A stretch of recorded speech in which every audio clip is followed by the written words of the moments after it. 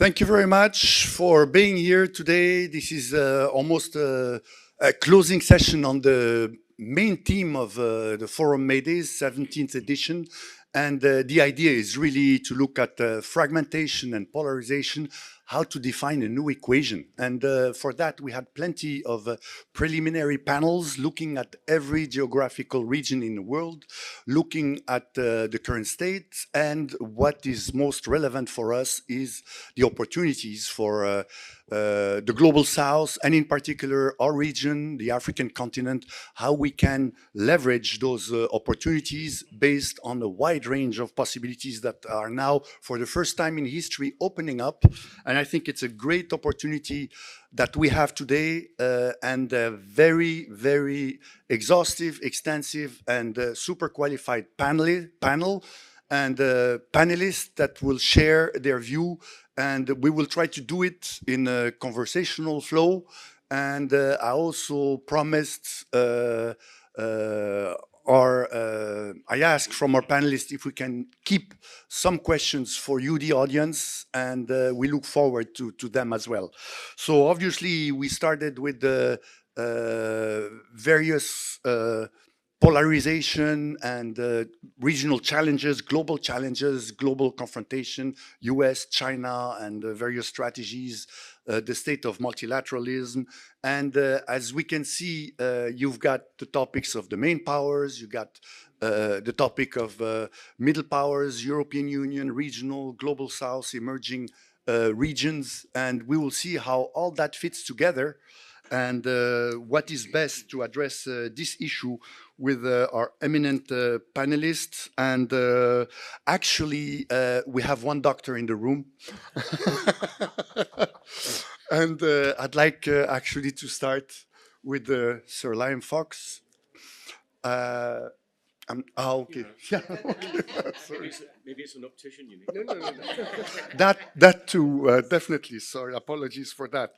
And basically, you know, we know the UK was at the forefront of globalization, you know, extending globally first as a major power on a planetary basis. And I know you've had terms in defense, trade and foreign affairs, and with your academic background, we'd like to have a take on how do you see the state of the world today, and how do you see it evolving, and what kind of opportunities can we have? Well, thank you very much. And if any of you require antidepressants after this, you know where to find me. When I worked for Margaret Thatcher, she used to say that we live in a world where there is a permanent battle between right and wrong, between freedom and oppression, between democracy and tyranny, between rule of law and arbitrary justice, between free markets and command economies. And she said, you have to make that argument every day to every generation, all the time, because none of the benefits are self-evident. In other words, we have to make the case for the things that we believe are important. In other words, a moral agenda.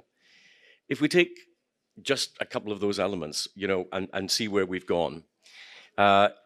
First, to say that she used to describe the world as being on a ledger, and it was clear who was on our side of the ledger. So you had the United States, you had Europe, the United Kingdom, Australia, New Zealand, and our allies on one side.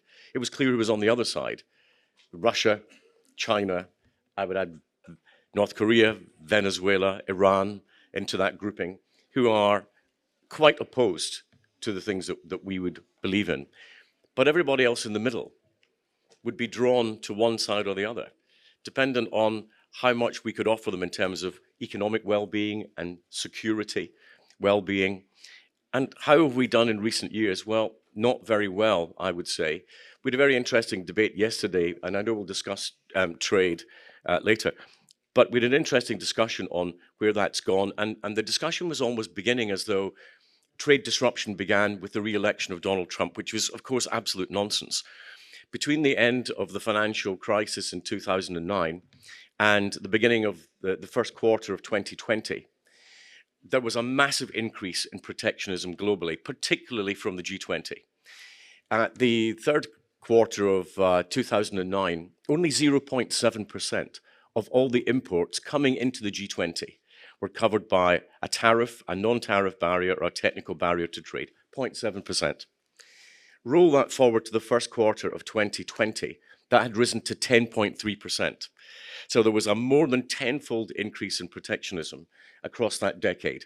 In other words, the richest countries were saying to the poorest countries, we're going to make it more difficult for you to trade your way out of poverty. Now, does anyone in this room think it's a coincidence that we did that and at the same time saw a rise in global migration? Western countries don't seem to be terribly clever at joining the dots. In other words, recognizing that what their economic policies do may have a security impact on themselves and others. So we have got to look at that as part of that mix. Secondly, what's happening in our foreign direct investment, because no developing country can develop without foreign direct investment, particularly, I would say, in the service industries. And you look across and see an increasing gap now between the very richest countries, which are very rich in services. The UK, 80.1% of our GDP is services, United States, 78.9%. You look at the MENA region, the best of the MENA region countries, which is the UAE, with all its tourist industry in Dubai, 50.1% services. We are failing to have a proper bargain with developing countries about how we can use our capabilities, our investment, and our skills to not only provide markets for ourselves, but to give them the necessary improvements to be able to sustain, develop, and grow their economies. So it's little wonder that on practical terms, we're less attractive to those countries, and maybe we're not attracting them to our side of the ledger. And finally, do we actually have the beliefs in those own systems?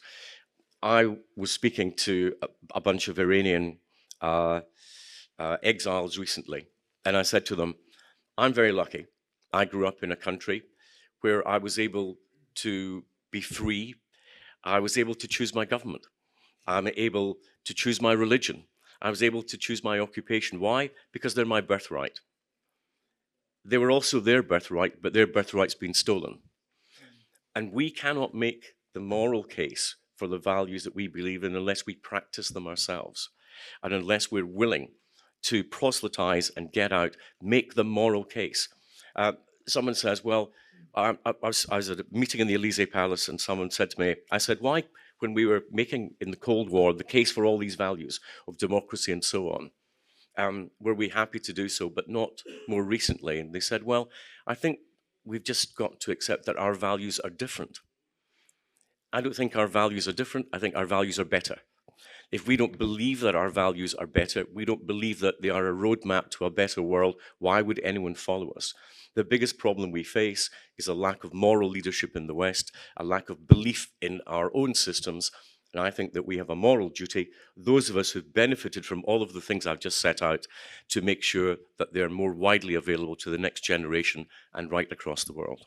Thank you very much. And obviously these moral priorities have been set in very adverse condition, namely the Cold War, because there was a threat, because there was a challenge. And it looks like mankind in general needs a challenge to come up with a moral stance.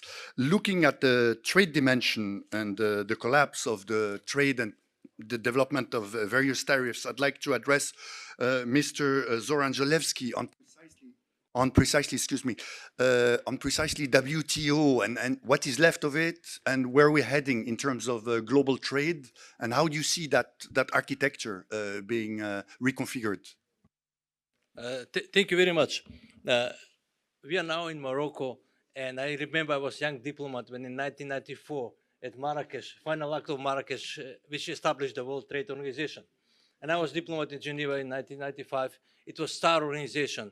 It was third pillar of world economy.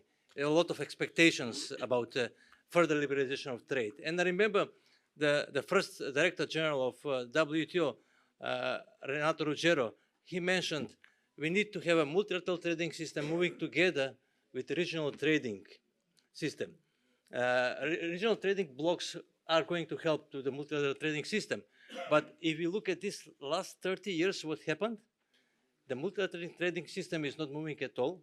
We started the Doha Development Agenda in 2001. and now it's 25 years later on, nothing has moved. There are some results, but not much. And at the same time, the economy has changed. As Sir Liam Fox mentioned, the services are getting more and more important.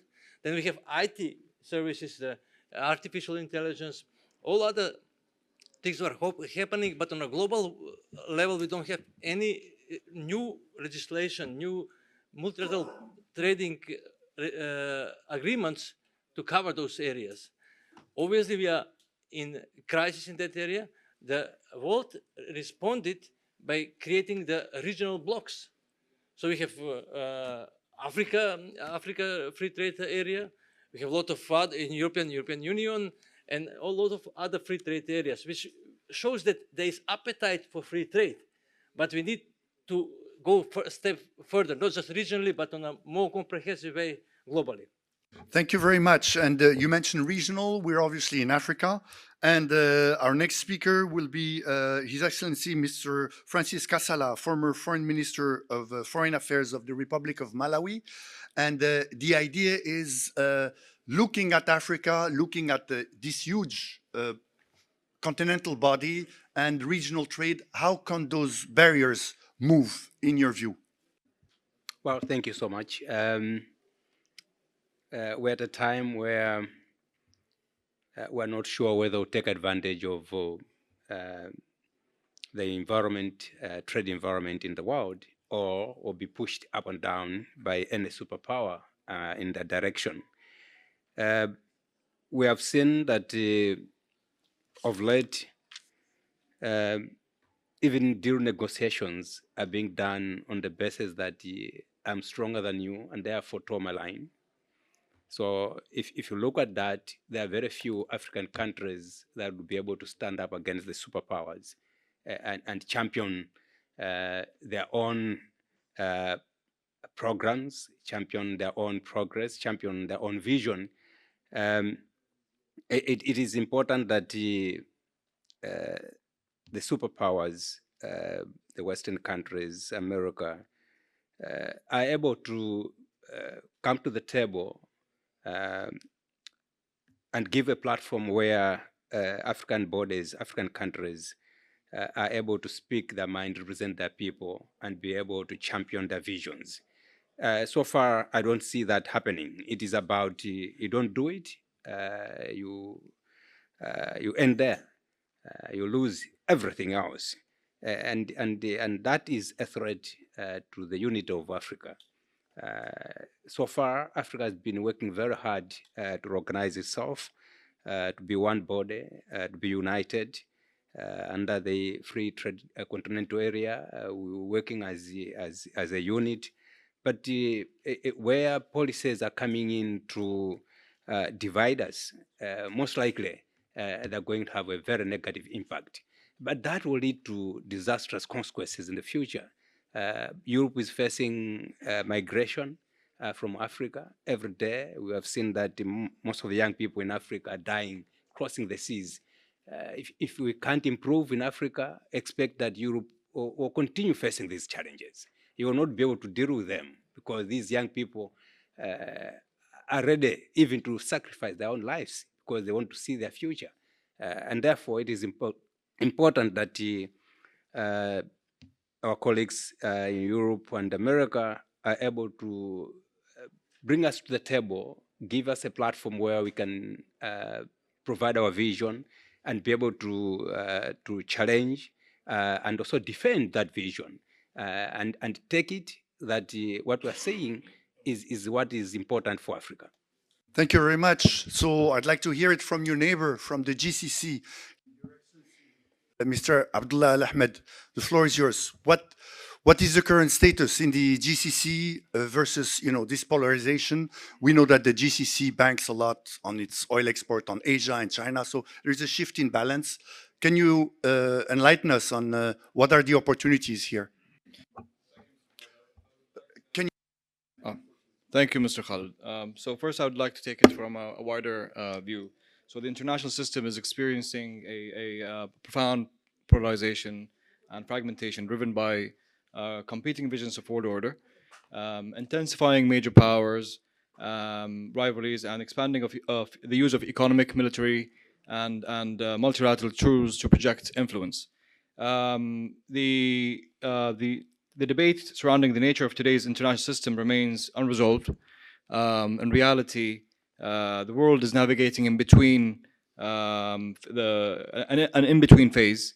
Furthermore, the power is now exercised not only through military might, but also through economic pressure, technological competition, and strategic partnerships and influence networks. So, to give an example, the United States continues to play an important role in shaping the international system through global alliances, security partnerships, and economic influence. However, the recent US discussion on burden sharing with NATO, including calls for higher defense spending, reflect changes in the American priorities. Not to also forget that there are some discussions on the upcoming United States national security strategy.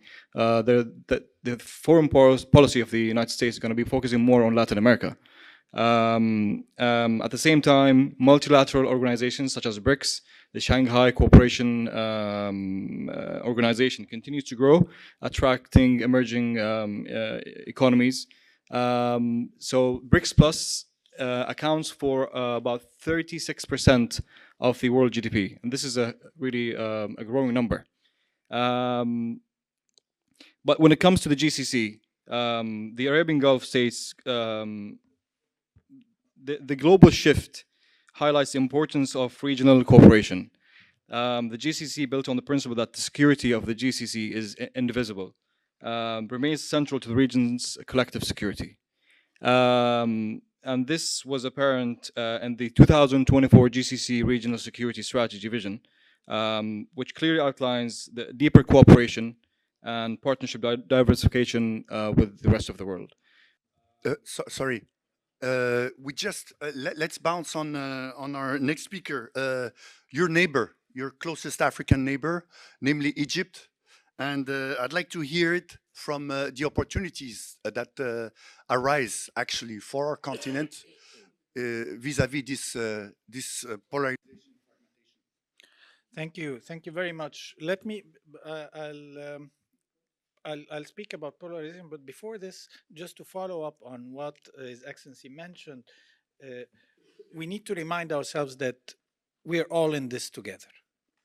This interdependence is actually it's something that we cannot take back. It's irreversible. We're already dependent on each other, and we cannot.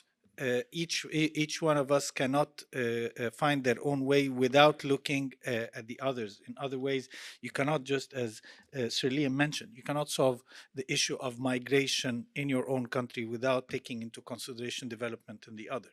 You cannot think that you will create higher walls around yourself, trying to protect yourself from the spillover of threats to international peace and security, even across the other side of the world. Now, so this is increasingly important, and that's why I think the most dangerous thing that we're facing right now is the weaponization of this interdependence. When we use this interdependence, and very clearly, when you know that we have, for example, we're using this currency for our exchange, but I know that my dependency on your currency could eventually come back and bite me. When I interdependency, also weaponization of interdependency of the data that we have, and so on and so forth. I think this is the most important factor in eroding the trust. Now, for silver lining regarding the polarization. Polarization, yes, it looks scary. The world is in contact, in continuous change, but it still has some positive aspects, that it creates space for new members or new kids on the block, mainly middle powers, especially African countries, who benefit actually from having from this current state and gaining more space for maneuverability as they design their own policy and design their own and have more choices. Finally, polarization is not only between countries, not only between the West and the East, the North and the South, but the polarization is within each country. When you're talking about polarization, it's not that the United States is against the United States. Inside the United States, there is polarization. Inside our countries, there in the Arab region, inside each, and this, by the way, this could be positive because it means that someone else somewhere sees the same, sees this issue the same way I see it. It's not that country A is against country B, but within country A, there are allies for country B and country C. Thank you very much. Before we head to our eminent Czech representatives, I'd like to address His Excellency Mr. Jeppe Kofod, because he did mention migration. And from Denmark, we heard the news yesterday that you had the record lowest asylum seeker in the last 40 years in Denmark. Obviously, this is a political reaction. I don't know whether it's the asylum seekers that are discouraged by going to Denmark, but can you enlighten us on EU rules, your home country rules, and how that can fit into trying to orchestrate a way out of this polarization that we're living through? Well, yeah, thank you so much. Yeah, of course, I would like to elaborate a bit on that, but really, I think for all of us, migration is a common challenge and a common thing we have to address. And of course, you all know that countries in Northern Europe has its particular like welfare state models, and it can be very hard for migrants to find space there in these type of systems. We know that, of course. But I'd be happy to talk about migration policy. But I think my point is that we yeah, and I think it's a good point that we have it. But let's zoom out a bit, because my country. If you look at migrants, it depends on what type of migrants you're talking about. Because if you look at foreigners working in the country, it is record high. There's never been so many foreigners working in Denmark. But these are migrants that has a legal, of course, status in the country. And without them, the Danish economy would not be one of the strongest in Europe. And I think so migration is also a solution to many of the problems if it's done in the right way.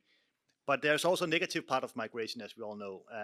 If it's not able to integrate people properly, that is very detrimental to people and society, to next generations. But what I wanted to talk briefly about, Denmark is also having the presidency of the European Union this half year. We have three overarching aims, focuses. One is security, the other is competitiveness, and finally the green transition. Okay, and all of these are like very challenging issues for Europe, and therefore we also see a Europe that's becoming a bit more inward looking, and of course is in a way weakening. So when we talk about polarization, I also think many talk about trade policy. We have a China with excess capacity of production that is now in a way destroying our industries around the world, in Europe, in US, in Africa and other places. We have a US now with clear incentives to investments, tax incentive, and then we have a Europe that doesn't know what to do, the highest energy prices. And I want to say that this is very detrimental, because what happens then in Europe on a political scale is that Europe will move to the right in many ways, and we see that already. Fragmentation, and it was mentioned already by you, Mr. Kandel. Fragmentation internally is as big threat as the global fragmentation in societies. So what we should do, of course, also with my background, we should build much more inclusive societies. We should also create an industrial policy where people actually have access to work, to jobs, and we should also, when it comes to international relations, we should build what I would call more like let's say, shared interconnectiveness, where we share values over, the green transition, a fair transition, energy security, for example, very importantly, and here Europe and Africa can do a lot together, for example. I'm also happy, I'm also chairing the National Power Company of Ukraine, and we see every day how, you know, infrastructure is also becoming a target of how you destroy countries. Yeah, we have the cyber warfare, we have the cognitive warfare now also going on with disinformation, misinformation around the world. I think what we need to find, because I want to focus on solutions, not only problems, is how do we come together, middle nations, middle states, Europe and others, because if we are not coming together, China and the US will take over this battle and we will all be the victims of it. Thank you, Jeppe. I'm trying to open up to, you mentioned Denmark moving right, and I'd like to move right to our next speaker from the Czech Republic, former Foreign Minister, Mr. Petříček. How do you see, Jeppe mentioned cyber, mentioned rules, and we know how Europe is becoming more vulnerable to those issues. How can Europe address these issues?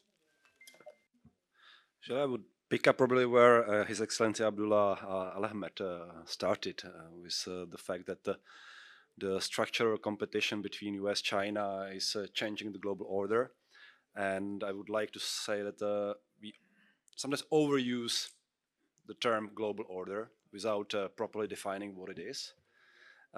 In my view, important part of the global order is that we have open regulatory spaces that have been created since 1945, based on kind of like universal understanding that we are providing regulation for global commons.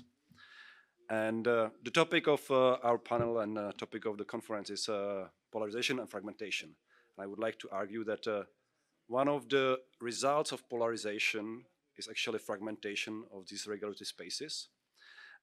We are moving from open regulatory spaces into a period when these regulatory spaces will be fenced or restricted with restricted access. And just few examples. One of the global commons is space. And what we are seeing right now is that powers, especially China and US, are more or less dividing the space and restricting access through their action to others, to Europeans, to Africans, to other Asians. Because, for example, the fact that Elon Musk is overpopulating space with his satellites is leaving very little space for others. And because this is not regulated universally, this is only based on US regulation as part of global competition, this makes this global common fence from use for others. Then another space is digital.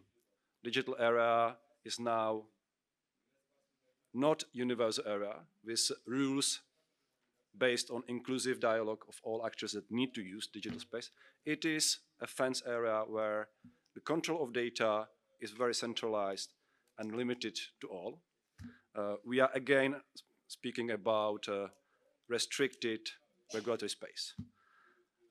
Trade is another example. We are seeing more and more that the global trade is fragmenting, and instead what we are seeing that we have systems that are fenced off with little access to others. And I think this is a major problem. This is a major manifestation of the fragmentation of the global order today.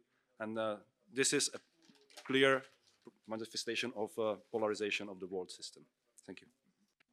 Thank you very much. I think we're about to conclude on the official delegates, and we cannot conclude with the last but not least, Your Excellency, Mr. Cyril Svoboda, former Deputy Prime Minister of the Czech Republic, who I'd like to ask, based on his personal encounter with also President Putin, what he thinks about the situation in Europe post, because we must address post-war Ukraine. How do you see the situation unfolding? Thank you. Starting, I am also happy for being in a country when I am free. So thank you so much, Watu. So, and I am going to continue what has been said by Jeb. So the problem with migration, because now, what is the new element? in Ukraine, we have today hundreds of thousands of highly trained, deeply traumatized men and women whose only recent professional experience is killing or not to be killed. That type of people who are totally frustrated will move. The second element is that Putin and Lukashenko will organize the illegal migration to Ukraine, saying this is the labor force and you will need for the reconstruction new labor force. So it does mean that it will generate new thousands and thousands of migrants who will hit the borders of the European continent. And the first question is, so NATO enlargement is dead. So EU enlargement is just a dream. And the second element is, where are the borders of Europe? Maybe the question will be to put the wall between Europe and Ukraine. If it is the case, it will have some negative implications on the global shift. So I think that this is the test of Vladimir Putin, to test to what extent Europe is capable of overcome the obstacles we will face. So asking to be very brief, I'm concluding by thanking for giving me the floor. Thank you. Thank you very much, Cyril. I'm going to now open the floor for non-official experts, which I am part of. And I'm really happy to start with Anna on my left, because we had a session, very interesting one on US-China, and focused on opportunities for navigating these major blocks, power games, and how can a continent like Africa benefit from this polarization and these opportunities that arise? Thanks. So, I think the silver lining for the global south of the competition between the United States and China, which seems to only be intensifying as the years go on, is that there's an opportunity to play them off against each other, to try to get a better offer from one because the other is having more success making inroads. And I hope that will result in more opportunity for the global south to gain the benefits that both of these countries have to offer. I also think that when it comes to global rulemaking and the international order, this is a moment where many countries have the chance to raise their voice in a way that they haven't been able to in the past. And I'm hopeful that we'll see that and that it will influence the shape of the order that will eventually emerge. But I think it's important. I just wanted to respond to the point that Sir Liam Fox made about the West's crisis of values, and I agree that the West is in the middle of wrestling with exactly what its values are. And I think part of the problem that the West is having in making the case that other countries in the world should follow its lead is that the West is not necessarily delivering on kind of fundamental things as well as it is delivering on proselytizing its values. So something that I think China is currently doing a better job of is demonstrating that its system delivers consistent improvements in the economic well-being and quality of life of its citizens. And I think, that when you are in a situation where you're trying to figure out how to solve the more fundamental problems of putting food on the table, having clean water, having a safe place to live, the liberties of Western systems seem gratuitous and not the first order of priority. Once you actually have those needs met, if you have them met in a context where the government is one party and there isn't opportunity to vote, then you may never get those liberties. And that is a tough spot for countries in the global south to be thinking about. Thank you very much, Anna. I asked you as a US citizen to talk about China's input into the a constructive outcome, and I am in fact tempted to go now to Asha Castleberry precisely to tell us a little bit more about US strategy. We realized this morning it was a necessity. The US cannot be the global superpower on security issue without, based on its taxpayers. And what is most worrisome, because you're obviously in the Western Hemisphere, we see some developments that are worrying, particularly in the Caribbean, with the US policy. Can you enlighten us on where we're heading and what are the limits of these policies? Thank you. Yes. So looking beyond the administration's first 100 days, what we've noticed that there is a reprioritization in terms of looking at the different issues. But right now, we're still waiting for the national security strategy to be released to further understand the prioritization or national priorities within the current administration, but it has not come out yet. They said the national defense strategy may come out, but who knows? But as far as the priority, what many of us are saying is that the Western Hemisphere and the homeland defense is number one, and you could clearly see that play out in the recent developments in the media with regards to latest issues involving the airstrikes, developments involving Haiti, us expanding out on our relationship with Guyana in terms of looking at the National Defense Authorization Act. And then going beyond that point, we're still engaged with strategic competition in terms of countering with competing against China and Russia. And then we still are in the business of course, peacemaking or counterterrorism, and mainly focusing on the Middle East.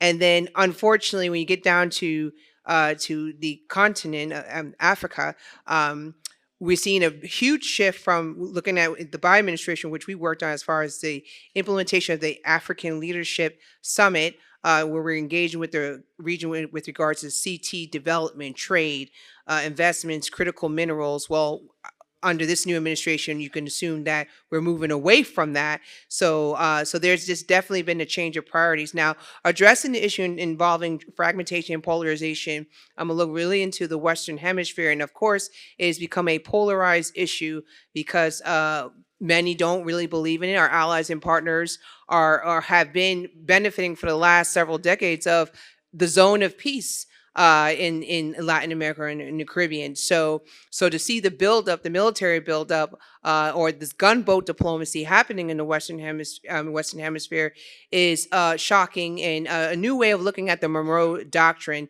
And then what you're also seeing too in terms of U.S. foreign policy is that United States is in the business of bringing a hammer to the Western Hemisphere and less on investing in soft security issues, where we're seeing China doing that, or countries like in North Africa and other places. And we saw that play out with the BRICS summit. So that's where the polarization and fragmentation is happening in terms of where the United States stands with regards to addressing the Maduro crisis or what's happened in Venezuela and in the region itself versus in other countries. They're engaging with them a little bit different in terms of more soft security issues. Thank you very much. So that leads me to our next speaker that will enlighten us on the US strategy. Are we heading into uncharted waters? And what is the new US global strategy looking like? What is its main purpose? Thank you so much. It's a pleasure to be with such distinguished panelists. I'm going to do this very quickly. I'm going to run through it, and it may not seem coherent, but because of time constraints, I need to finish. So bear with me. We are in what some have called an unanchored world, where the familiarity of the world that existed has gone. What do I mean by that? Well, the Soviet Union imploded a little over 30 years ago. A lot has happened that we need to sort of take stock of in order to understand where the globe is and why is it behaving the way it is. So number one, very quickly, when the Soviet Union imploded, China was not the power that it is today. China is a geoeconomic power. It is rivaling the United States in that sphere as well as the geotechnology sphere. And we're looking at China emerging as a military power as well. So number one. Number two, Russia is not the Soviet Union. We keep forgetting that. We look at the Russian Federation as somehow as a successor state of the Soviet Union. It is, but it is not what the Soviet Union was, and it is weakening. And the Ukraine war made it very clear that it is not the power that it used to be. Now, if you look at the Middle East, for a very long time, we saw that Iran had a disproportionate amount of influence in the Middle East, and it was in a confrontation, slowly moving and slowly building up confrontation with Israel, which we saw metastasize over the last 2 years, particularly this past summer. What has that left the region with? You have Turkey replacing Iran as sort of the dominant power in the region. You have Israel, probably the most, if you will, strongest military power capable of power projection. And you have Saudi Arabia emerging as a player trying to shape the region as opposed to relying on the United States for its national security needs. India did not exist when the Soviet Union imploded. India is now number 4 by nominal GDP. It will continue to grow. And then, this world that we live in over the last 30 years, the amount of information the planet has produced is far more than humanity ever produced prior to that. And you have, because of the internet, social media, and now AI, you have issues of climate change. So how do you deal with this? Well, how does the United States deal with this? Very quickly. The United States is slowly beginning to realize, not all of the United States, but at least this administration is saying the system since World War II cannot endure. It's run its course. Do you have a new system? Not yet. So we're in that funny period between the old system doesn't work, the new system, we do not have one, but we're working on it. What I've been able to discern, and this is my final point, is that the United States, what is clear is that the United States no longer wishes to expose itself to land wars. It does not want primary responsibility for security on land, which would explain the behavior in Europe in relation to the Ukraine-Russia war, which would explain the behavior in the Middle East. The exception to this is what's happening in the Western Pacific, because that's a maritime space. The United States, being an oceanic power, will continue to project power in that space in the Western Pacific, but largely the United States is saying to regional allies and partners that you will take the lead from primary responsibility and we will flip-flop and take the secondary responsibility. It used to be the other way around. It is not necessary for the US to do the heavy lifting because this is not post-World War II era when it was needed. Now it's not needed. I'll stop right there. Thank you very much. It reminds me of the leading from behind strategy of Obama in Libya. We've seen where that led us to. And can you please pass on the mic to your neighbor? Ask Dr. Vasif Husainov from Azerbaijan. You're obviously in the neighborhood of Russia, the bigger neighborhood, and it looks like post-Ukraine, you'll have to deal with a significant challenge with the Russian leadership that has asserted itself regionally in Europe and is likely to find some soft spots where it can further exert pressure. How do you see Ukraine and Russia and those issues affecting your region in particular? Thank you very much. To be honest, before coming here, I was expecting the Ukraine issue to dominate the forum. It was much less discussed than I expected. And today I was in a panel on the US foreign policy. No one mentioned Ukraine before I asked a question about it. But in fact, something very important is going on in Ukraine, in our region, which will probably have implications for the entire international politics and also for that in Africa. One basic and very sacred principle of international law is being eroded, violated in front of our eyes in Ukraine, and it is territorial integrity of states, inviolability of internationally recognized borders of states. And unfortunately, today we see that some people, some politicians in the West, in the United States, they get prepared to recognize the border changes that have happened in Ukraine by use of force. It is being observed in the post-Soviet space, including in Azerbaijan, with a great concern, because it is going to create very dangerous precedent for our region and also for international politics in general. In Azerbaijan, we observed it in the case of Armenia-Azerbaijan conflict. Our territories were under occupation for 3 decades by Russian ally Armenia. And today, something is going on which will probably create more conflicts in the post-Soviet space in the future. And I believe that the international community shouldn't turn a blind eye to this process, and we shouldn't let the occupied territories of Ukraine being recognized as part of the invading country. Thank you very much. May I ask Franz to further elaborate on Central Asia and what are we to expect? Following what earlier speakers said, that polarization, fragmentation offers opportunities for middle powers or other countries, I would mention Central Asia as an example. This year there has been a Central Asia-US summit, there has been a Central Asian EU summit, there has been a Central Asian China summit. 5 years ago, this would have been unthinkable. No one would have cared as much. And I think to lead this back to Africa, African countries can seize similar opportunities if they're not already doing so. So I think this is one of the less depressing aspects of the current state of affairs. And given time constraints, I will leave it at that. Thank you. Thank you very much. I'll switch to your neighbor, Mr. Fadi Daou, Executive Director of Global Ethics, based in Geneva. And I'd like to have your take on this conceptual polarization, you know, the toxic aspects and the opportunities that we can get. Thank you.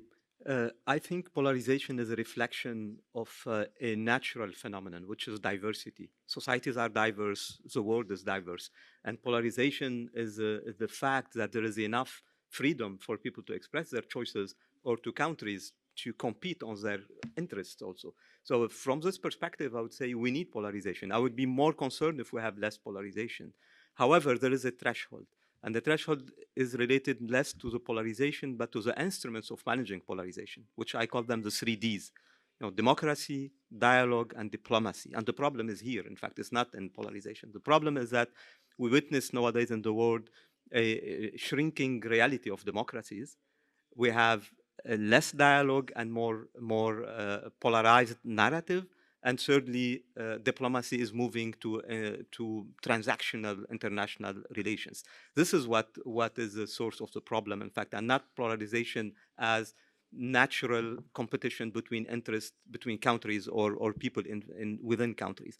And to give a few examples and end on this, I would like to also to raise the fact that I do believe when societies are reach a toxic level of polarizations inside the country on the national level, this has a direct impact on international relations. And if we are witnessing this problematic situation in international relations, is because within the countries we have less democracy now, we have more authoritarianism, we have more ethno-religious nationalism.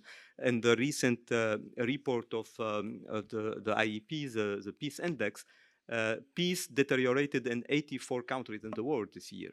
So this is in fact a reflection of more, I would say, problematic realities on this level. And let me end by saying the erosion, I would say, of the relevance of the multilateral system is part also of this dynamic.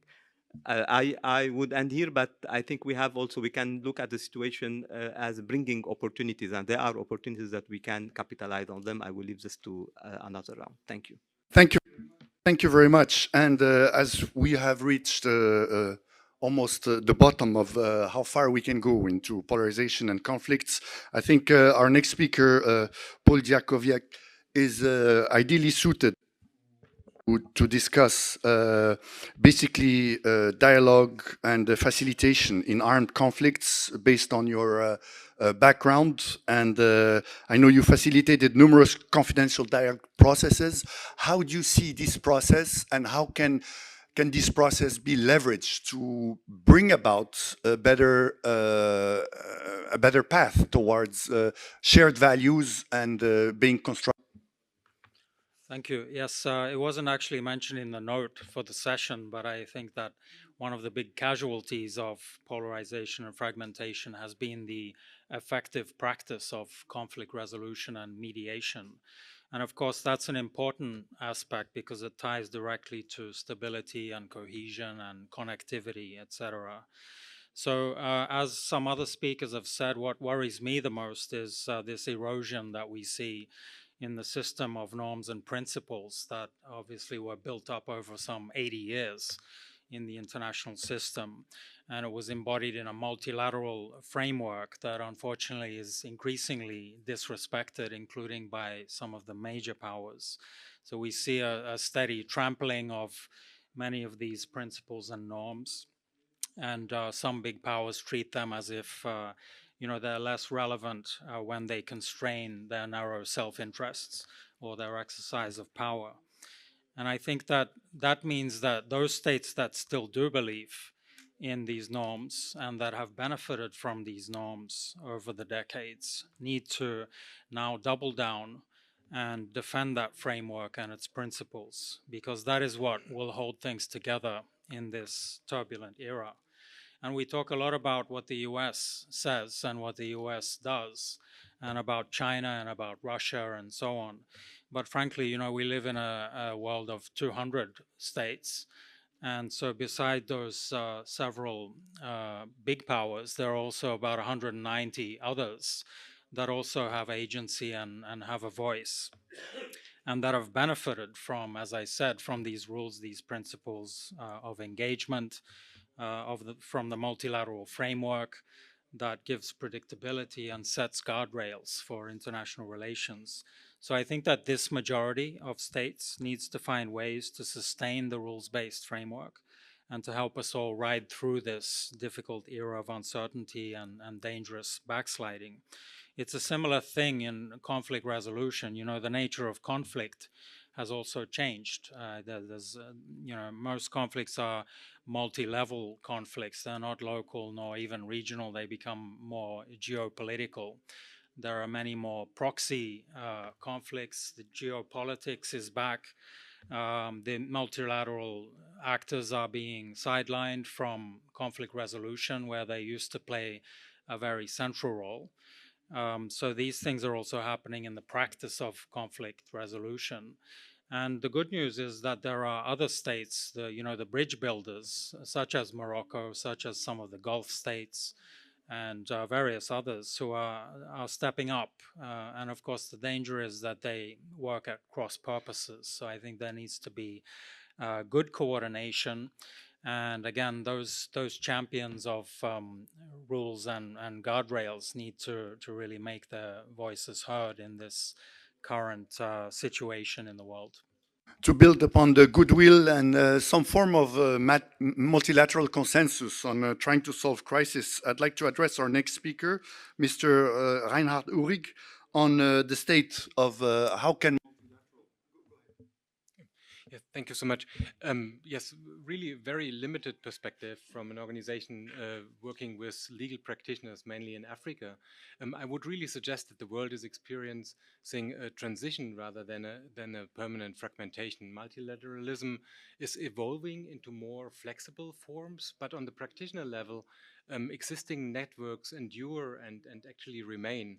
In our work with criminal justice practitioners across Africa, less Middle East and Southeast Asia, on transnational organized crime and on terrorism, and upholding the rule of law, I see that even when politics are tense, cooperation at the professional and at the practitioner level often continues, and on transnational crime and terrorism, and doesn't stop necessarily when geopolitics become tense. Legal practitioners share evidence, solve problems, and cross borders. my organization supports African practitioners in that area, bringing them together still today with the United States, with the EU, in really helping them to build strong networks and trusted networks. And so I suggest that the practical cooperation is still possible. Strong institutions upholding the rule of law, shared standards, and trusted partners can really hold things together, even when the world feels divided. Thank you very much. Antun Dujmovic, can you give us your take on Southeast Europe, Croatia, where you're from, and the environment, how you see? Thank you, Khalid. Yeah, so I'll turn to my region, and I'll go back into past in 1991 when you had actually the end of the polar world. We have bipolar world. We had two major powers, and the effect on the region, the effect on the region was fragmentation that was followed by conflict in early 90s, and which brought devastation to the region. After these conflicts and actually wars in the region, we saw slow process of acceding to European Union, reconciliation and rebuilding of trust in the region. And basically 20 years after, we saw another process of polarization. Everyone thought, in the early 90s, it was end of history and Francis Fukuyama, and that is going to be like, they even had a council with Russia, but then after 2010, 2012, we saw another sort of round of polarization. Now it was the West, it was European Union with the help of Americans against the Russians, and at the same time we had the spillover effect of growing Russian influence in the region. So I would not, indicate a few different cases. We ended up with this we ended up with another round of fragmentation in the region, and we have countries like Croatia, where I'm coming from, and Slovenia. I would definitely point them out as success stories. They're members of the EU, economies are running well, and then you had this vulnerable, soft underbelly of Europe, which is still not integrated with a heavy Russian influence. And the more of the Russian influence you see, the less of European integration, the more corruption. And here, an organized crime, I would definitely point to countries like Serbia. You have unrest, you have riots in the street, and basically you cannot tell whether a country wants to join the Russian Federation, European Union. The similar case where Russian proxy and in proxies in Republic of Srpska, they were even for a certain period under US sanctions, those undermining the path of Bosnia-Herzegovina toward the European Union. Then again, we still have some good cases. We believe that by 2028, Montenegro will join the European Union, followed by Albania in 2030. And it's really vital for European Union to show that the process of enlargement is not dead, because Europe cannot be sort of safe without full integration of this region. And as long as these countries are without Western reach and they're under influence of Russia, Russia can use them as proxies against the West. Thank you. Thank you very much. I think we've exhausted the list of problems and issues. And before we address all those issues with solutions, we need to find an open space. And this open space was evoked by Cameron, namely the Pacific. And it's interesting for us to see what, in introducing our next speaker, Mr. Johannes Kronberger, what are we to expect from this relatively open space? And how can a country like Australia leverage and learn from all the crises all over the world in order not to fall into similar traps? Thank you, Khalid. And it's a pleasure to be here and speak with you all today. I come from one of the most isolated cities in the world, Perth, on the west coast of Australia. So it's great to be here in Tangier, which is also on the coast. Looking out to the sea, it makes me feel like I'm very much at home. The rug has been pulled from underneath the international order, or the American-led global order, slowly but surely. But that doesn't mean that the table is still standing underneath. And I think if we look to the G20 in South Africa, which is supposed to be a consensus model, they were able to innovate on the ground and come up with a unified statement from the beginning, which has never been done before, as far as I believe.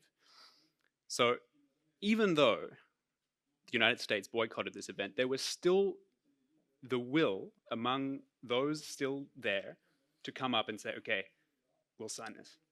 But I think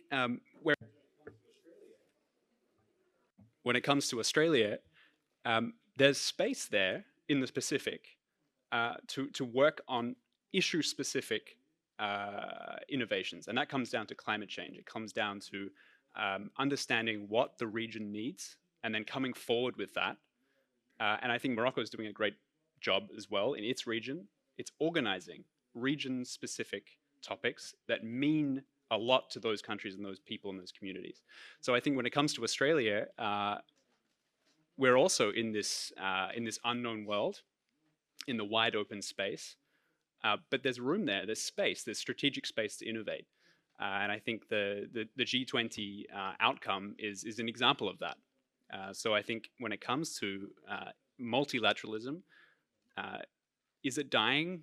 I don't think so. I think there's space there.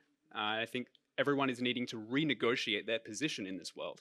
That's very clear from what the Americans are saying. It's like, you need to renegotiate. You need to renegotiate your position in this space. And what does that look like? That's an open question. Thanks. Thank you very much. Very interesting opening question.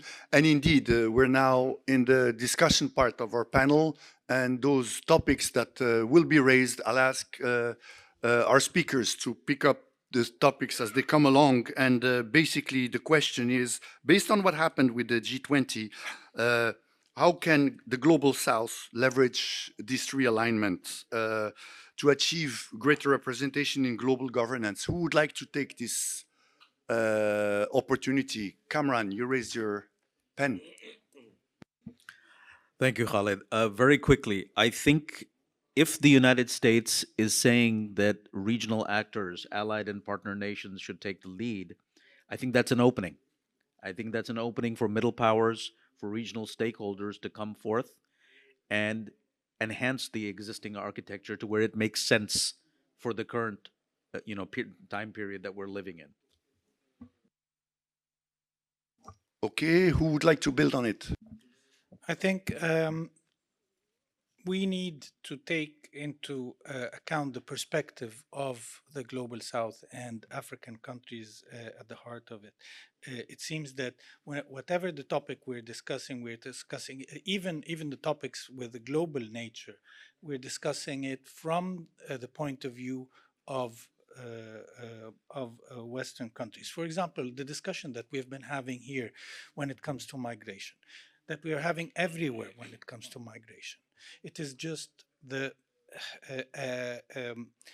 Western countries are complaining from the overflow of migration, and I understand that. But I've never heard someone talking about the brain drain of the countries who are exporting migrants. Nobody discusses this. We're here in Morocco. We know that there are millions of Moroccans abroad. Nobody is discussing the negative impact on Moroccan economy, generation after generation, by losing their best. We're not talking about just the small and the poor workers, but we're talking about the best doctors and engineers that leave their country. And what applies to Morocco applies to my country in Egypt. We don't discuss migration from this point of view.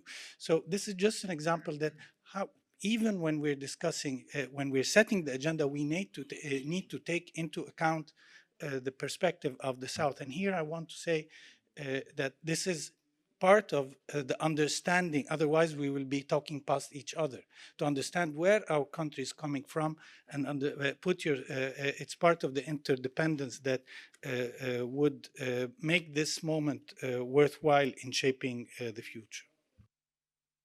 Thank you very much. Jeppe, is that dialogue possible with Europe?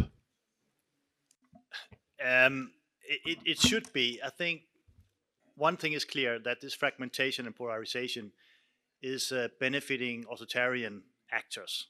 Yeah, and we have authoritarian systems in the world. We know we have China also.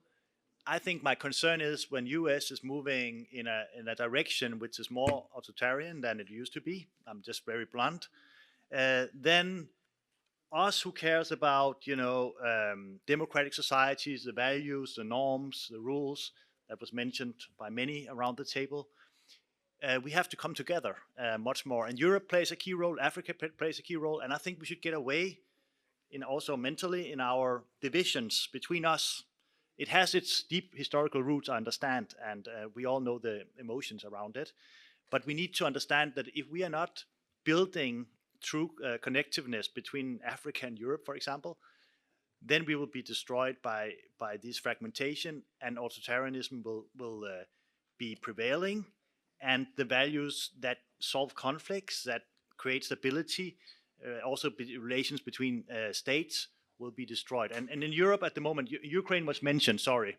And I have to say, I absolutely agree what was said about Ukraine. This, if Russia, I mean, this 28-point peace plan from the US side was de facto a concession of one of the most fundamental principles in international law, which is respect of territorial integrity of a country. And if we agree to that, everyone around this table who are not US or China will be endangered in a way. Yeah, so I think we have to come together, and I think that's the solution we have to look at. Cyril, on that optimistic note. So, I am a little bit furious when I am listening about the European values. So I have one wife, 4 children, and 11 grandchildren. So tell me how to solve the problem of aging Europe. Please give me the answer. So of the need that we need qualified people coming from outside, because we are not going to give up anything for our standard of living. That's the problem of Europe. Europe is terribly weak because it's very rich. So that's the problem of Europe. The second problem is the generalization of the migration coming from, as I mentioned, so the migration from Ukraine. So it will be very complex problem from Europe. So when I am speaking about the values, I am asking what type of values we are taking seriously in Europe. If it's the case, Europe is capable of surviving. I am very skeptical because we are speaking about the values. This is a lip service. But de facto, so we have some essential problems with the values we are speaking on. So just to widen the topic about aging population, keep in mind that rising power in the world, China is also heading towards an aging population, and that's the example of Europe. So we try to wonder, how are we going to get an opportunity to get a shot? Sir Lion Fox, please. I'd like to pick up on the point that Mr. Kofod made and Dr. Husseinov. A lot's been talked about the global institutions not working and whether they may be the cause, they may be the symptoms of fragmentation.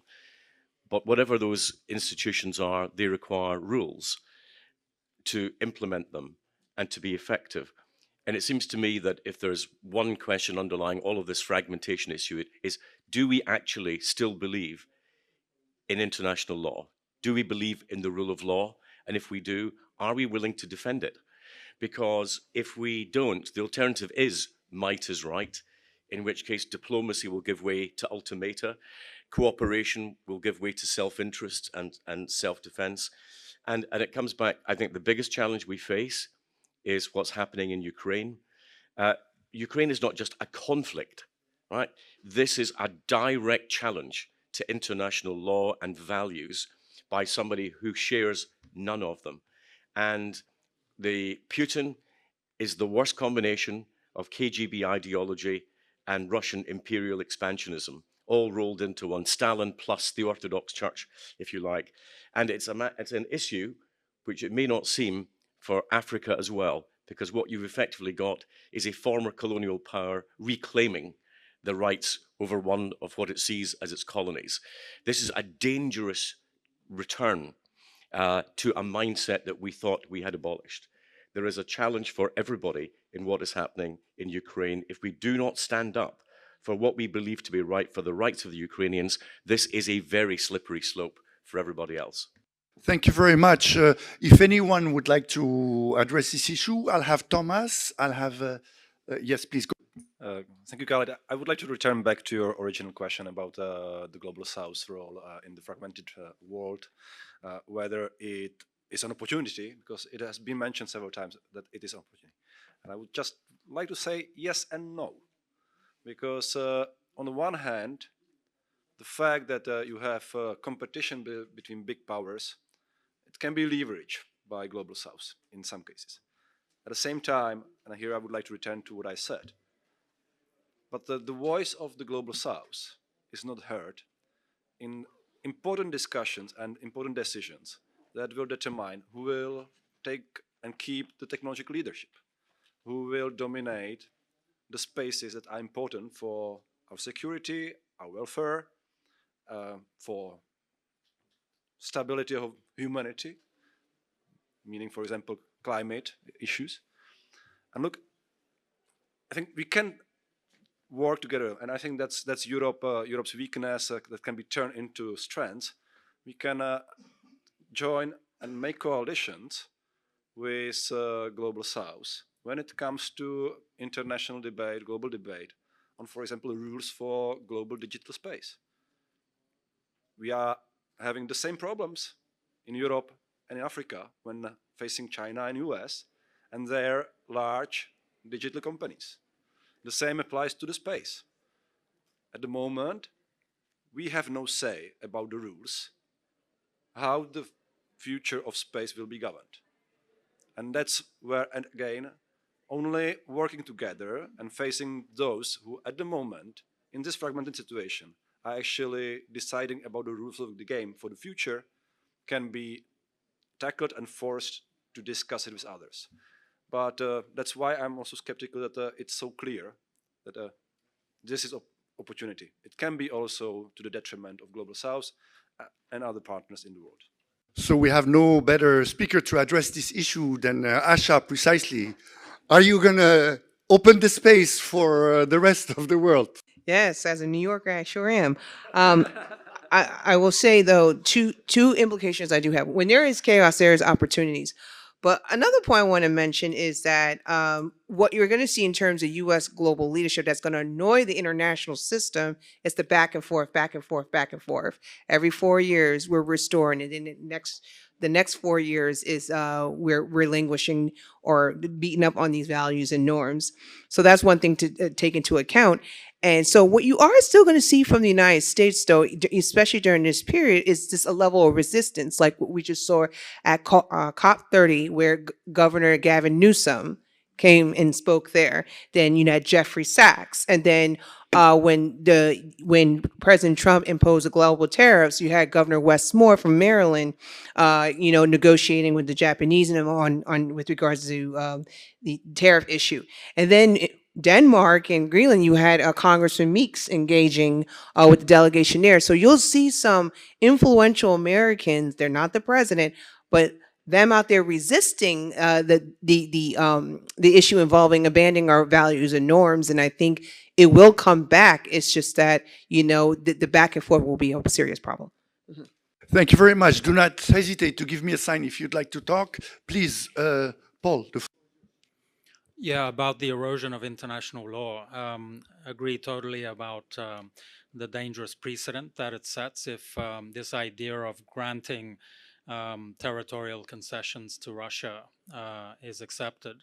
Not only that, but it would mean that, one of the guardians of the international legal order, which is the Security Council, the main body charged with maintaining international security, one of those permanent 5 guardians of the international order is being allowed to undermine the most basic principle of international relations. I mean, how can, as I said, 200 states community function when this type of behavior is now accepted? I mean, imagine the precedent that sets around the world where any state can determine that in order to pursue its political objectives, it is now acceptable to go for it through violence. But even more shocking, or just as shocking to me in reading the 28-point plan, was, I think, Article 26, which said that, all parties involved in the conflict will receive full amnesty for their actions during the war. Now, as I said, we've spent 80 years creating this system of international law so that we don't go back to what happened after and during World War II.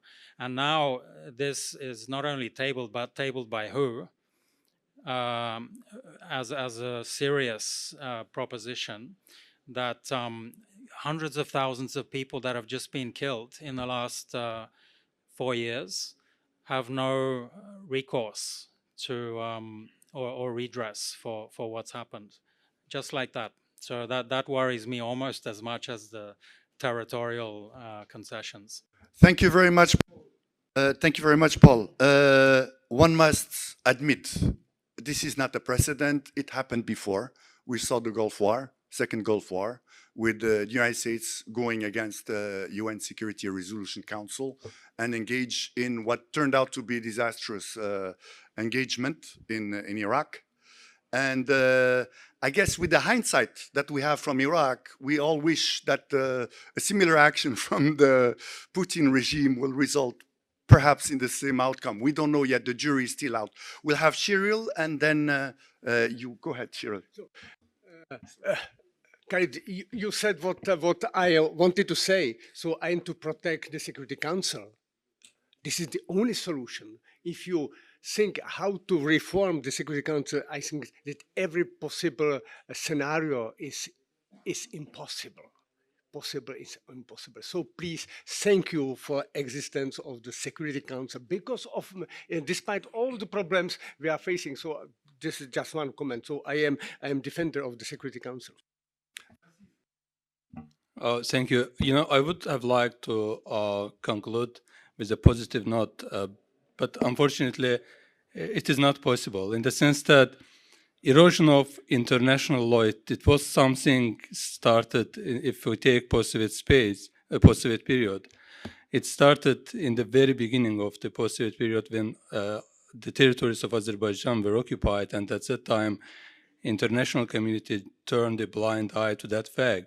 When our territories were being occupied, the United States Congress adopted a resolution that imposed sanctions on Azerbaijan, while our territories were being occupied. We were targeted in the US Congress. So, and later on, it happened in Kosovo, in Iraq, in Georgia in 2008, and later in Crimea. And what's happening now in Ukraine is the culmination of this process. And I'm afraid that it is not the end of it. If the international community fails to stop it, it will come with more conflicts, with more territorial changes, and probably in the end with a world war. That's why it is going in the wrong direction, and unfortunately, it looks like we are unable to stop it. On this pessimistic note, I'd like to hear it from Anna. I just wanted to add some thoughts on international trade and international law. I mean, I think, it's pretty clear that the WTO isn't working anymore. And I don't think that started with the Trump administration. I do think it started with the United States not being willing to seat judges on the appellate body. And now that the appellate body's broken, there's almost no point bringing a dispute to the WTO because any decision that's made by any panel, it can't be brought to a conclusion where it can be enforced. And I think that this development has happened in tandem with a change in thinking, certainly in the United States and maybe elsewhere as well, about the benefits of being economically intertwined and interdependent. I think that post-World War II, there were shared assumptions that economic interdependence lent itself towards peace. Somehow in the United States, without there ever being a debate or a conversation about it, Washington decided that economic interdependence actually was a vulnerability that made for a greater likelihood of war. And so we have abandoned the idea of wanting to be economically interdependent. And I think that that's really dangerous, but I also think that it has to be wrestled with.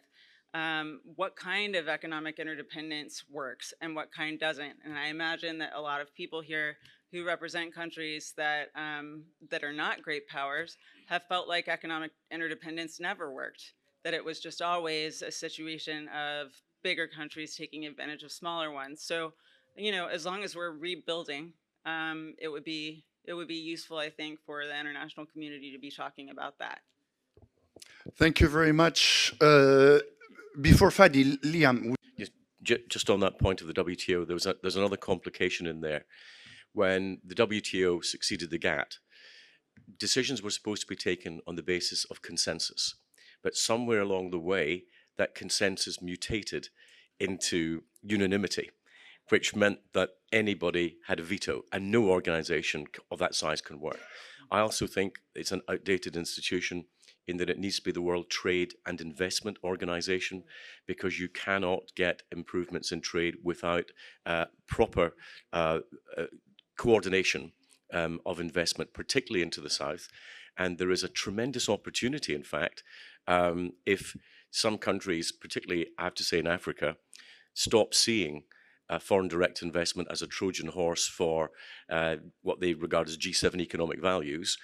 Everybody can actually gain, but we haven't got the institutions to do it. We need a World Trade and Investment Organization as the successor to WTO if we are to have any chance of taking it forward. So let's encourage ourselves with a round of applause on the light outside of the tunnel. Please, Fadi. Thank you. I would like to go back to the question of the role of the Global South, although I don't like this expression of Global South. There are three opportunities from my perspective. One of them is soft diplomacy and soft power, what's happening here. This is part of the possibilities. You know, we are in Tangier, we are in Morocco. This is somehow defined as a Global South, and there is a kind of soft power here. But the leverage of the soft power relates very much to the condition of those countries in the Global South using the soft power and multi-stakeholder engagement in their own foreign policy and political agenda. So this is an opportunity, I think, that we can look at it. The second one is, I would say, new constellations or new frameworks of collaborations, international collaborations, less opportunistic and more agenda and value-based frameworks. It's not BRICS that is the answer of what's happening. You know, it's a different way of building alliances and coalitions internationally that is not yet happening now. But I see that it could happen, especially between Europe and the Global South or Africa or other countries. I think, and not necessarily the whole continent of Europe or the whole EU, but key countries who decide to take the leadership on very specific point in an international agenda, then they can have, I think, a kind of leverage internationally. And the last point, we already started the process of the succession of the UN Secretary General. And I think there is a huge opportunity here to not to lose it in bringing again a technician who will confirm, you know, the collapse of multilateralism and build coalitions, Europe, Global South, whatever, to put pressure on bringing someone who has political stamina, because the world now needs more than ever, you know, a really functioning multilateralism with a political power. Because if the UN becomes a humanitarian organization, it's too costly to do the job of a humanitarian organization. We need a political UN, and this is why I think there is a huge opportunity now for the outside America, China, and Russia to work on this point. Very interesting dynamic. We are asking essentially a global body to think a regional coalition, and that is very interesting lead. And that brings me to our next speaker, Jeppe. Two comments first on the comparison to Iraq war. I was also against the Iraq war, but I think what we have seen with taking violation of international law to a new level, if you give like concessions on behalf of sovereign countries, this is really like to me totally not understandable. And you know, Greenland was mentioned, Panama Canal. I mean, I think first let me say that I really understand why the Greenlandic government is very skeptical to grant Starlink, you know, permission to do things in northern and eastern Greenland and rely on their network, because we've seen how Starlink has been, used even in the war in Ukraine, or when Chinese are restricting critical minerals for our key industries when it comes to energy transition, key raw materials, critical minerals. Interdependence is not good when it can be weaponized, frankly speaking. So interdependence is good when it can be shared, and we should build this shared independence. And I think we have an opportunity, and I want to focus on that because climate change destruction is a common challenge. Yeah. So if we could build a kind of, let's say, a trusted connectivity, for example, also where we can make, let's say, adaptation and climate policy, food, water, and so on, energy, of course, make that more like a peace strategy for us, for countries who are not part of this, US-China rivalry. I think that's an opportunity where Africa and Europe can come together, very practical, and solve problems that is in our common interests. And that's what we should focus on, and let the other, do the big struggle. Yeah. We do have a lead. We're talking about specific point, value-based consensus and system, regional architecture, countries with similar objectives, value-based.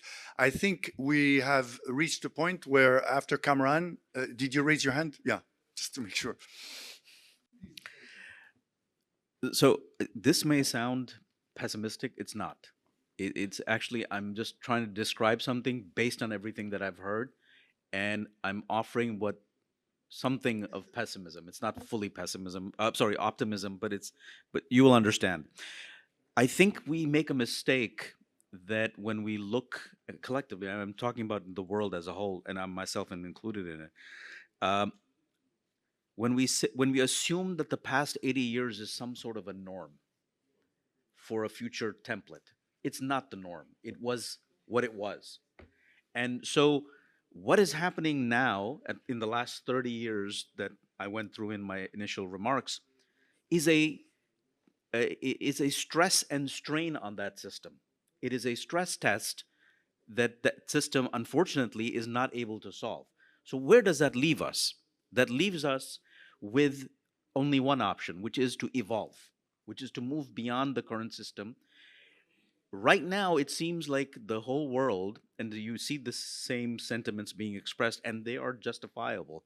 I'm not criticizing them, I'm just explaining them, is that there is certain mortification, that we're all mourning the passing of an era, but it's not coming back. Something new has to evolve from this. And I've seen some good ideas over here that point to a tweaking of the global architecture, and in terms of how we deal with problems and how we move forward. Because to Asha's point, I think that I will agree, and then I also have a disagreement. I don't think that the electoral cycle in the United States will shift the general trend. But I think that once we're done deconstructing what was, there will be a pendulum swinging back to the values. So I'd stop right there before I make people uncomfortable. Thank you very much. So I open the floor also to the audience if you have any questions, and I also would like to invite also our panelists if there is any further inputs that can be introduced into the discussion. If not, is there any question from the audience? Please go ahead. Yes, hello. I just wanted to comment on something that His Excellency Mr. Cyril was saying.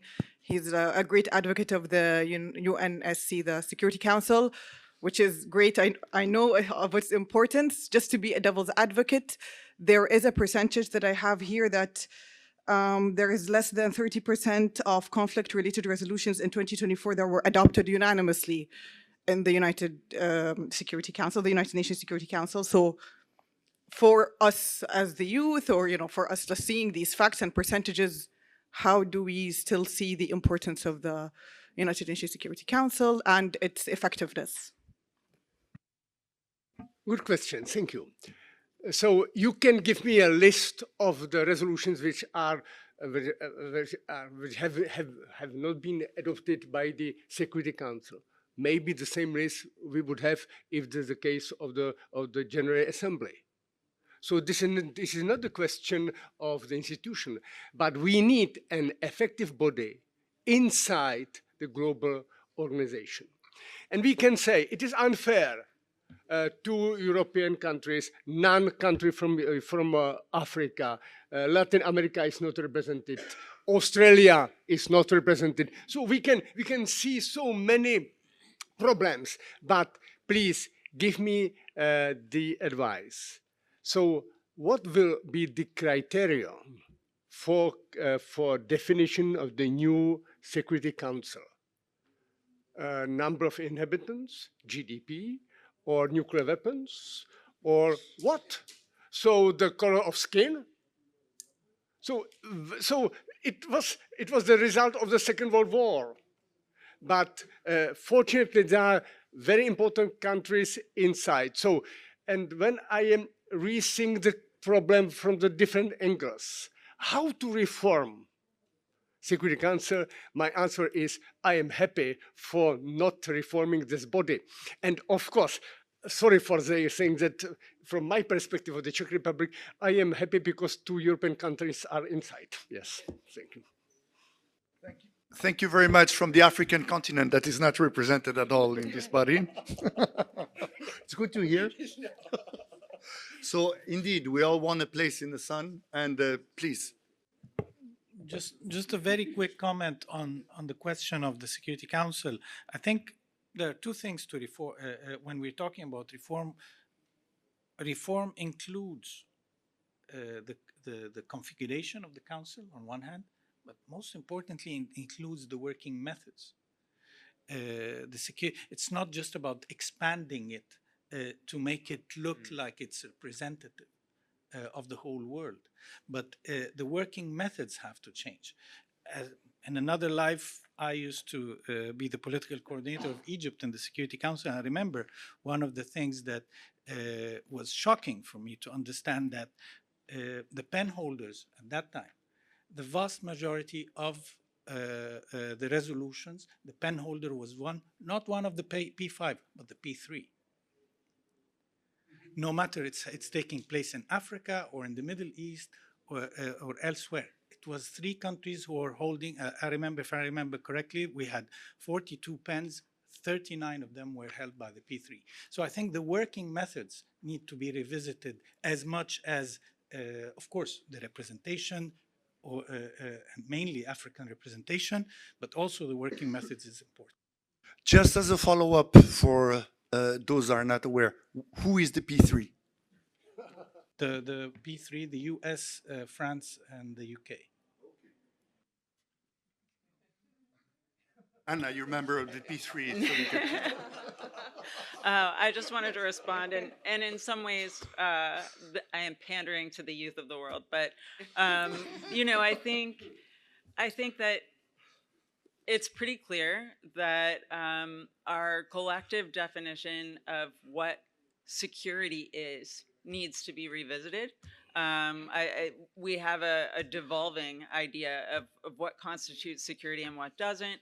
In the United States right now, we have lumped all sorts of economic issues into our definition of national security. That's all well and good, but it makes it very difficult to figure out how to approach and solve problems. What we haven't lumped into our definition of national security is climate change. But I think that it is inarguably the case that climate change is a matter of national security for every country on the planet. And it also, you know, the consequences of climate change are going to be felt most dramatically by the youngest people here.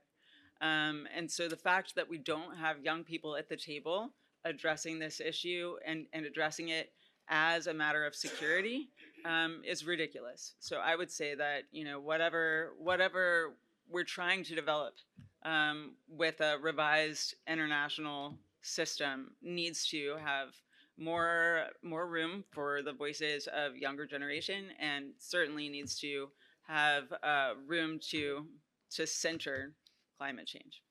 Can I add one point there? As the other American, oh, okay. Yeah, this is a really good point because, of course, right now it's climate change is considered a hoax in the new administration. But what does bring everyone to the table, more like a horseshoe issue, whether you're in the MAGA right or you're in the all left, is in pursuit of regime change. There is a lot of commonality between the two groups that we're against it, even if you're a moderate. And what you're seeing that is pretty much being played out and talked about a lot in the new media, and sometimes it definitely does influence international institutions. So there's a lot of room there in terms of, like, there are certain issues out there that does bring everyone together in terms of the United States right now, despite that we're going through political polarization, and that's definitely a regime change. Okay, thank you. Just as a concept, you know, regime change is fairly scary because you're talking about changing something from the outside, and one of the basic rules is to respect the architecture that locals are willing to build up. We have two. We have. Okay. Yes, please go ahead, Thomas. Maybe I will briefly react to Anna. 'Cause climate change was, for me, one of the first issues where we saw emergence and manifestation of global civil society. We haven't spoken about it so far, but previous speakers mentioned that the fragmentation goes not only between states, but that goes throughout the states as well. And we have now people who share same interests, same values across the borders. And they have now tools to start organize themselves internationally, or I would say globally, and increase the pressure for change. You are the public opinion. All the governments have to react to public opinion, be them democratic or not, because they look for legitimacy, and the only legitimacy they have are the people living in these countries. If you are able to organize transnationally, look for transnational solutions, you can make a change, notwithstanding what P3, P5 are doing. Because you can force P5. And we saw it. Public opinion across the borders forced European countries to move on, for example, recognition from Palestine. It was public opinion at the end of the day. I suppose P5 are those that have a veto power? Yeah. Okay, just to make sure we know. Just sometimes it's difficult to force China through public opinion, but we can try. Okay, so, sorry, I will just distract how the discussion is going on. To go back to Carmen's suggestion that U.S., if you look at the current U.S. administration, they're more or less, let's say, when it comes to Europe, they would like to be on a Brexit, leave the Europeans to be in charge for their defense and so on and so forth. It's a general question. It's about Europe, but in general, it means a global position. You know, when after Lisbon, and the first biggest conflict in the European continent was in Bosnia and Herzegovina. And Bosnians, after Lisbon agreement, they said, look, EU said, we are in charge for our foreign policy, we will solve the issue with Bosnia and Herzegovina. And it dragged for a couple of years, then Americans got in, and they helped us to solve the conflict in Bosnia and Herzegovina. We have to admit that we waited for them. Then let's say about my country, I don't want to go by, for my country, we were prevented to get Euro-Atlantic membership because of the name of my country. And they were saying to us, solve it, you'll become immediately member of EU and NATO. We solved the issue with our neighbor. Thanks to American leadership, we got into NATO, but we are still waiting to get into start negotiations for European Union. And then third element of this, we discussed about solution in Ukraine and Trump's plan. I will ask, okay, where are the Europeans?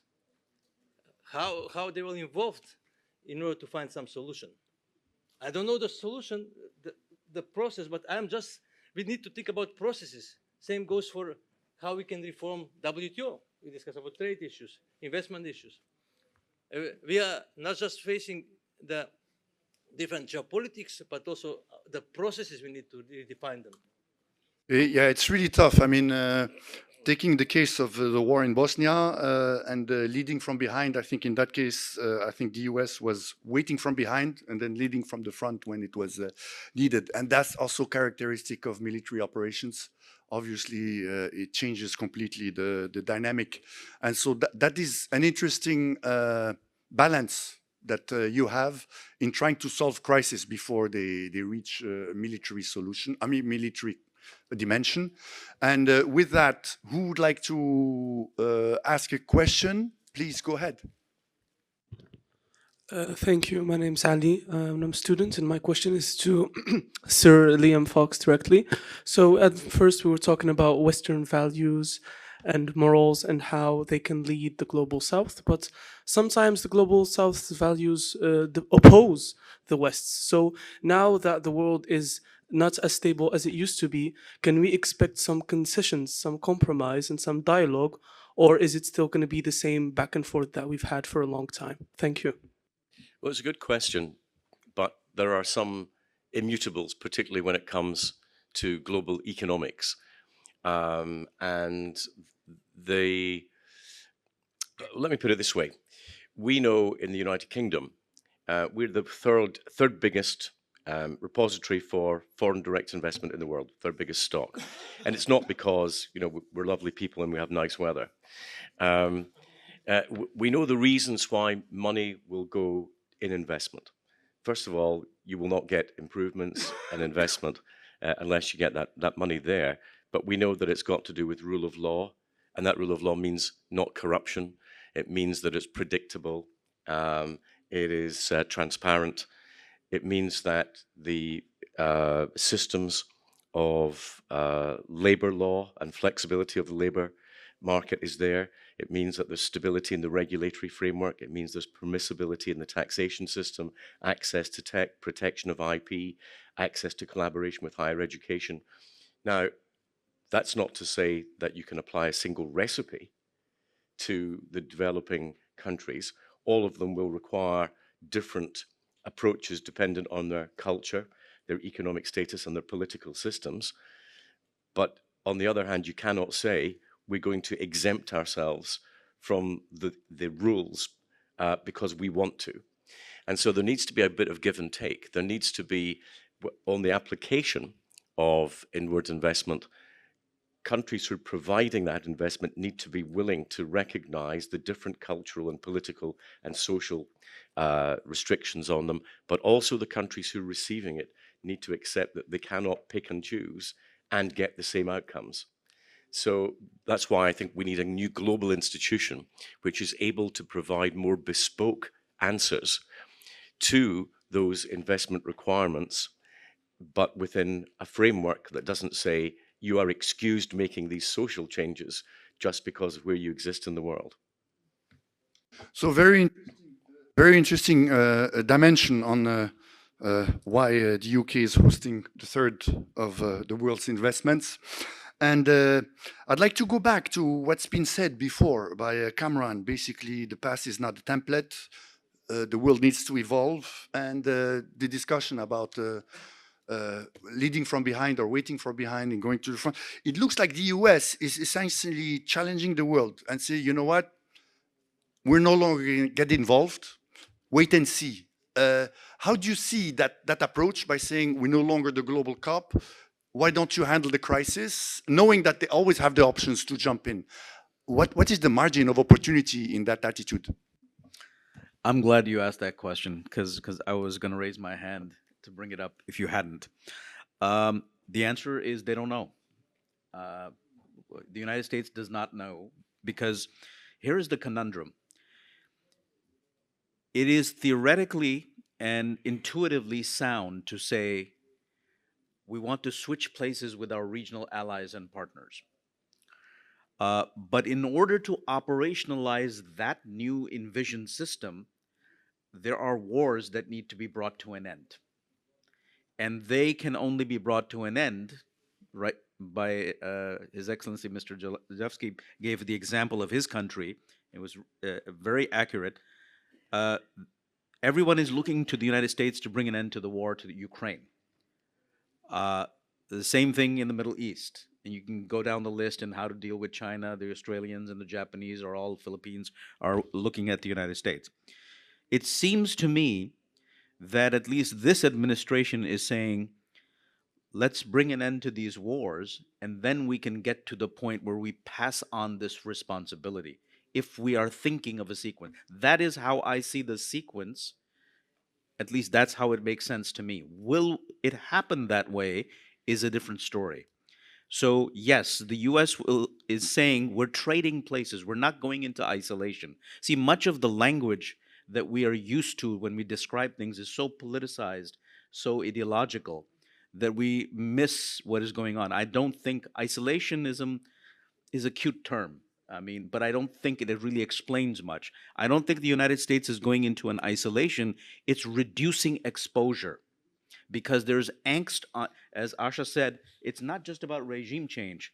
It's about why does the United States need to be global cop?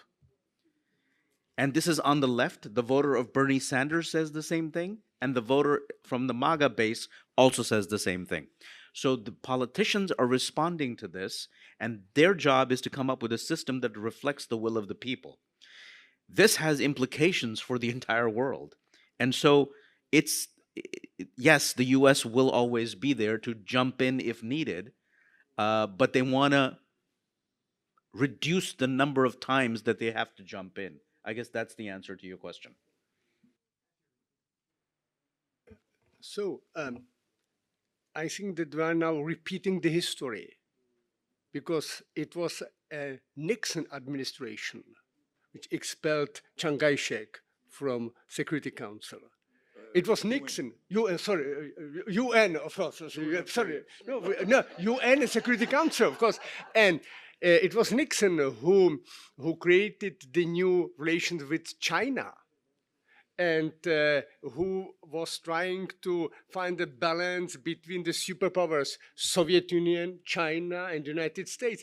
I think that new administration is trying to be as successful as the Nixon administration was.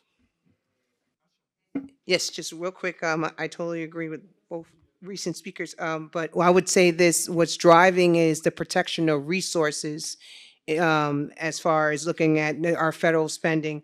We've spent so much, over $13 trillion in terms of wars in the Middle East. So that's what's driving us. One reason that's what's driving us to look at this a little bit different in terms of, okay, we don't want to play as a cop. So offshore balancing is one piece where we want our partners and allies to invest more in countering regional hegemonic powers that are a threat to us.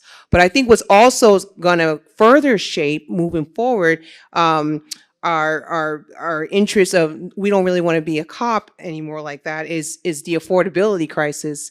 It's emerging, it's moving quick in the United States right now, and it just came up between Mayor-elect Madani and President Trump. So, I mean, this is a priority where I think it's more domestic driven, but it's going to shape the foreign policy, national security decision making.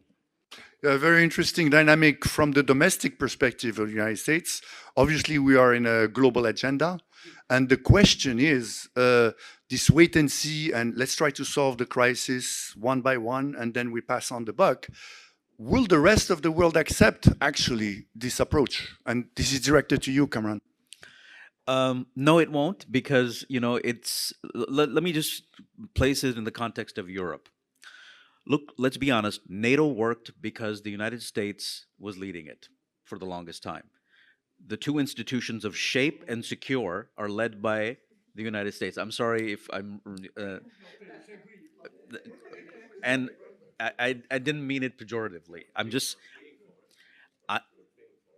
saying that, let's say the United States is now basically saying to the Europeans, you take the lead. What does that really mean? Does that mean NATO has to be reformed? How does it get reformed? I'm asking these questions. I don't have answers. Does it mean NATO should be replaced with a collective European architecture? What does that mean? What is the role of France, Germany, UK, the three preeminent European powers? But then there's Poland as well. And Poland is working with Turkey. And then there is Hungary. And then there are others. How does it all work? So this is really unsettling. So to answer your question, no, it's not ready, but I think that there's a paradox here. If this new model, if it is to come about, means that there is opportunity for other countries, middle powers and even smaller powers, to have a stake in the system. So you can't say that we can't be driven by the powerful countries when the powerful country is saying, guys, let's share responsibility. That's the opportunity I see here. Yes, please. Before giving the floor to Jeppe, it was interesting to see the comment of Donald Trump with Recep Tayyip Erdogan about Syria, like, oh, for centuries, you know, he made it. So it's kind of interesting dynamic there, showing actually, you know, how the US is looking, how middle powers are being built up. Well, I think to be very clear, I think the problem now with NATO is that it has provided a deterrence, a security guarantee that is now gone, okay? And I think that is a problem for Europe and the rest of the world, I think. But frankly speaking, I don't think China or Trump in the US are Europe's, let's say, prime problem. The prime problem in Europe is Europe itself, yeah? Europe needs to find its own security. It needs to find its own competitiveness. It needs to find its own kind of role in this new system. And in that sense, for better and worse, Trump has helped Europe, yeah, and Putin also. But it doesn't mean that, I have to say that if we envisage, we talked about values and norms and rules before. I mean, we are small nations in Europe, like many Africans, not all. There's also very populous nations in Africa. But if we allow, let's say, this Ukraine issue being resolved over, you know, without any involvement or consent of the Ukrainian people and Ukrainian state, then we are violating very fundamental principles. And I think that's a problem.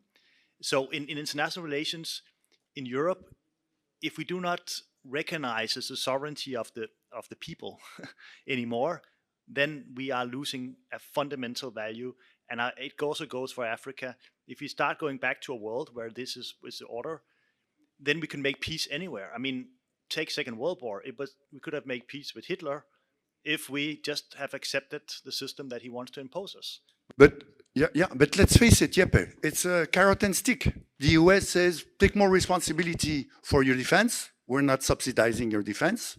And you say, I don't want to pay. All right, I'm not doing anything. You'll have to rearm on your own. So in the end, America has to push to this logic. You know, of course, it may not be satisfied with the outcome of having a power violating territorial sovereignty, but if Europe is not capable of, coming up to the challenge, then it has to live with it. And this is what happened, by the way, after Munich with Adolf Hitler. Everybody started the arm race because they knew it was inevitable. But just to say that I agree, I think Europe has missed a long time to live up to its promises. I totally agree. But I'm just saying there was a division of labor between US and Europe at a time, yeah? And that was naive, that it has, I mean, where US was paying military cost and Europe was free riding after the end of the Cold War. Really. And that Europe should have changed long time ago, but there was not a willingness to do it, unfortunately. Let's hear it from Sir Liam Fox. So this is not a crisis induced by the Trump administration. This has been a crisis in the making for a long time. I remember at the NATO summit in 2010, sitting with Robert Gates at that summit and warning European countries that sooner or later, American taxpayers would get fed up bailing out European defense budgets so that European countries could spend their money on welfare, right? And it was very lucky to escape the bullet during the first Trump administration. It was never going to escape it twice. There was a real failure of deterrence against Russia in 2008 when Russia invaded Georgia. We did nothing. There was a worse failure of deterrence in 2014 when it annexed Crimea. We did almost nothing. Putin was only going to read one signal into that, and that was a failure of NATO as a whole. But there is a great opportunity for NATO here because if Europe is now going to recognize that it needs to carry a fair share of the burden. What it cannot do is try to pretend that it's mini Americas, with every country trying to have full spectrum defense. Countries will have to specialize in what role they play within NATO. And that gives NATO a working chance of having adequate deterrence capability and intent, even if the United States policy moves in a slightly different direction at any one time. That's where we need to go, and we should have gone there 20 years ago. Thank you, Thomas. While I'll agree with most what was said, I still have a kind of like question. Whether we are in a discussion chicken egg. Because I agree that we are not yet ready. Like the system is not yet ready for, not only in Europe, in other regions too, for what the US aims for and what they are proposing. But I'm having a question to our American friends here. Is Washington ready if the leadership should be on the allied side or on the side of the allies, then to respect how the allies want to lead on solving the problems, on stabilizing in the region, delivering in terms of security. And if Washington doesn't like it, is Washington going to go against it? Because my feeling a little bit is the discussion we are having right now is that the US wants us to pay for US leadership. That US wants us to take the financial burden, but at the same time, Washington is not ready to give up on strategic initiative, or at least base the burden not only financially, but also strategically. Now with Ukraine, we are paying much more than the United States regarding Ukraine defense, support to Ukraine, and yet the first call Washington is doing is to Moscow, not to London, Paris, or not to say Kiev. So even though we are taking the burden on European shoulders, the strategic initiative is ostensibly denied here. So yeah, so well, that's precisely where I want to conclude these words. It may not be chicken and egg. We're talking about negotiation. We're talking about transaction. And so if you're not moving, you got the carrot, you got the stick. Don't complain about the stick if you don't put the money where your mouth is. And so that is. That's not true that America is paying for Ukraine's defense. That's Europe. Yeah, but per capita you have different numbers. Not at all. Not at all. Not at all. Yeah, in total, one country. Okay. The US is paying, let's say, 40%, the EU 60%. So in the end, you think about how big a threat is it to the US and to Europe. So, it's a negotiation process. That's where I'm getting at. The idea of chicken and egg is unresolvable ever since these two appeared, but negotiation is still open. We have about a minute. I don't know if our US panelists would like to, and I'd like to give you the floor, actually. It's a privilege of the moderator to make sure you get the last word. I'll share it with you. I just wanted to say, it's no longer a question of whether or not Washington's ready. It's really just Trump, right? Because the decisions that are being made by this administration have nothing to do with our Constitution or rule of law. So unfortunately, you've got to think about, is Trump ready? I agree, and I'll pass on you. I will say that they have not thought out that far yet. So, in all honesty, I don't think that this administration has thought that far out yet. But I will agree with Khalid that it's not going to be, well, we won't give up responsibility, or we want you to pay for our leadership. I think what it is come to the table, tell us what you're going to do, and then we're going to figure this out. The burden sharing part of it. Over.